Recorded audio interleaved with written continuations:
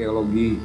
Sehingga keluarlah sketsa saya yang layar 2. Struktur ya di bawah struktur bangunan yang sekarang ini, yang kemudian coba kita lihat lebih jauh, ternyata kita terus akhirnya ketemu salah satunya semen purba misalnya. Assalamualaikum warahmatullahi wabarakatuh. Salam sejahtera buat kita semua. Saya geologis juga seperti Dani, tapi saya stratigrapher, sedimentologis. Dan dalam membahas bukunya Dani, sebenarnya saya ingin mulai dengan bertanya ke siapapun yang di sini pernah belajar geografi, geologi, geodesi, geogeo, sipil juga boleh, Taijo juga boleh ini. Nah, saya pengen tanya berapa umur bumi? Ada yang tahu? Ya, berapa? Ya, 4,5 miliar. 4,5 koma ya, teman sendiri 0,5 miliar, ambil lah. Nah, bagi mereka yang pernah belajar geologi, geografi, geodesi, geo yang lain, ilmu kebumian, pasti tahu bahwasanya 4,5 miliar sampai sekarang itu terdiri dari berbagai, saya minta itunya aja deh. Terdiri dari berbagai macam zaman. Ya. Yang paling terkenal adalah zaman Prakambrium sebelumnya, kemudian ada zaman Kambrium, setelah itu yang namanya Paleozoikum, Mesozoikum, Kenozoikum, dan itu mulai dari 800 juta tahun yang lalu sampai sekarang itu pembagiannya bagus dan sebagainya. Poin saya adalah di setiap pergantian zaman itu selalu kita yakini di ilmu yang kita pelajari, saya pelajari paling tidak sebagai stratigrapher, itu ada katastrofi. Yang paling terkenal dan seluruh dunia anak-anak diajarin itu semua adalah katastrofi ketika Cretaceous atau zaman kapur ya, 70 juta tahun yang lalu itu beralih menjadi zaman tersier, yaitu apa? Meteor jatuh ke bumi, jeger dinosaurus, seluruh dinosaurus mati semua. Mati semua seluruh dinosaurus. Segala macam, mungkin tinggal virus-virus kecil aja yang hidup waktu itu. Dan dari situlah evolusi itu dibangun. Jadi evolusi sendiri itu seringkali ditandai dengan evolusinya Darwin, itu ditandai dengan matinya spesies-spesies tertentu yang akhirnya di dalam ilmu geologi dan stratigrafi itu dijadikan marker. Oh, fosil ini punah, sampai di sini nggak ada. Ketika kita bor gitu ya, dari bawah ke atas kayak tadi itu Hobbit yang Dani tunjukkan itu, dari bawah ke atas ini ada, ini setelah itu hilang. Berarti ada katastrofi di situ. Dan bumi itu dibentuk oleh katastrofi. Saya diajari seperti itu dan saya juga belajar seperti itu di alam. Jadi setiap kali bumi itu berkembang, kemudian dia menuju kepada keseimbangan yang baru dengan cara dihancurkan. Keseimbangan yang baru dengan cara dihancurkan. Dan itu berjaman-jaman seperti itu. Berjaman-jaman seperti itu. Salah satu yang paling dekat dengan kita adalah Toba. Hampir semua saintis juga setuju pada waktu Toba meletus 74.000 tahun yang lalu, itu hampir 95% spesies punah. Ada 6-10 tahun winter atau musim salju sedemikian rupa sehingga ya manusia mulai dari nol lagi seperti itu. Nah, itulah yang dalam stratigrafi kami sebut sebagai sequence boundary. Jadi ketidakselarasan besar ya.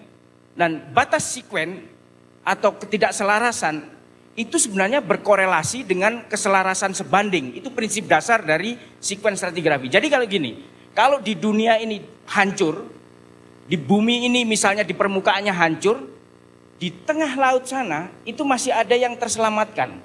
Jadi kalau di daratan ini ada ketidakselarasan, ada sungai menggerus, erosi segala macam, ada gunung api meletus, di tengah laut itu masih ada sesuatu yang masih bisa hidup. Itu yang kita sebut sebagai sequence boundary. Itu jadi batas sequence ketidakselarasan itu kesebandingannya adalah keselarasan nun jauh di sana yang terus-menerus ada. Nah, ini jadi penting untuk saya bahas karena apa? Kalau terjadi katastrofi di Jakarta, maka akan terjadi ketidakselarasan di Jakarta. Penghancuran di Jakarta, yaitu daya dukung lingkungan hancur, banyak spesies punah, proses pertumbuhan diriset ke awal lagi, itulah batas sekuen kita sebenarnya kalau Jakarta hancur. Tapi tunggu dulu, ingat, stratigrafi sekuen juga mengajarkan adanya keselarasan sebanding nun jauh di sana yang berkorelasi dengan ketidakselarasan karena katastrofik tersebut. Di manakah keselarasan itu? Di manakah survivor, artinya orang-orang yang selamat, kebudayaan yang selamat, spesies yang selamat? Ketika Jakarta dihancurkan, ketika Aceh digempa tsunamikan, ketika Danau Bandung dikeringkan, ketika Toba diletuskan, di manakah survivor itu? Teori evolusi mengatakan kepada kita, dari survivor yang kecil itu mulai tumbuh lagi. Selalu seperti itu. Dan karena saya belajar geologi, belajar paleontologi, itulah yang saya yakini dan melihat di alam seperti itu. Sebenarnya jawabnya di mananya itu adalah di definisi dari keselarasan itu sendiri. Mereka yang terus-menerus hidup selaras dengan alam, besar kemungkinan akan menjadi survivor keselarasan itu. Yang nantinya akan jadi pionir-pionir baru dari ekosistem baru pasca katastrofi. Jadi karena di Jakarta misalnya orang hidup dengan gedung bertingkat dan sebagainya, kalau ini hancur baik menghancurkan dirinya sendiri, yang selamat siapa? Ya. Saudara-saudara kita di Baduy, di Kubu, di Samin adalah contoh dari mereka yang hidup selaras dengan alam sekarang ini tanpa harus memanipulasi alam itu sendiri. Mereka mengekstrasi alam secukupnya untuk kehidupan mereka sehari-hari.